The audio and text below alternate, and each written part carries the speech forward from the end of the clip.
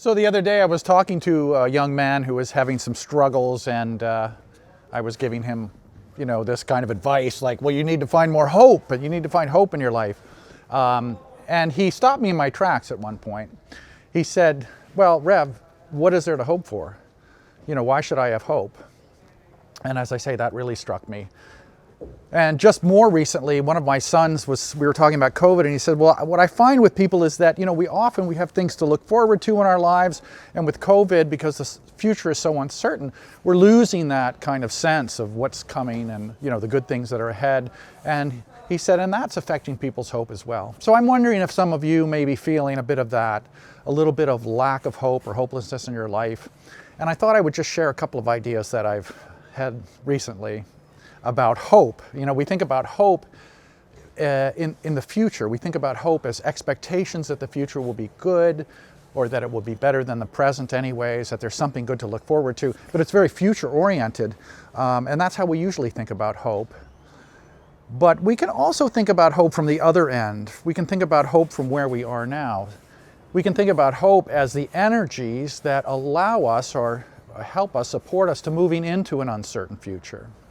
So what is that energy that we have in our lives that give us a sense that everything is okay, And I think of things like just taking a big breath of sweet, clean air and knowing that my lungs are working, or knowing that my legs are working well, this sense of physical strength and wholeness. That's a sense of hope.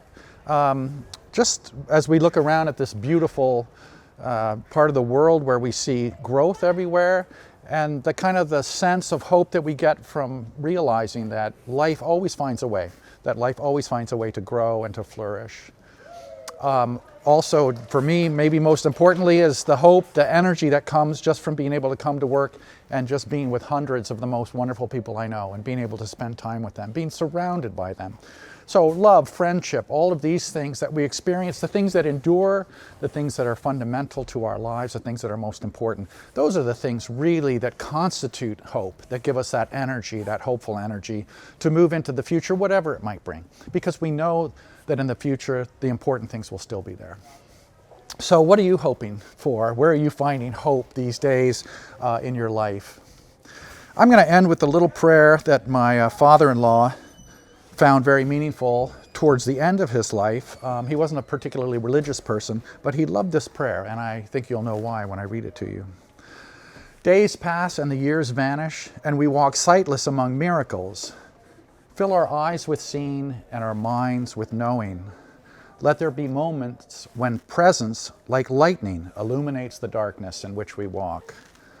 Help us to see wherever we gaze and exclaim in wonder, how filled with awe is this place, and we did not know it. Thank you all. I'll see you next time. Shine a light, shine a light, shine a light, shine a light, shine a light. Everywhere you go, shine a light.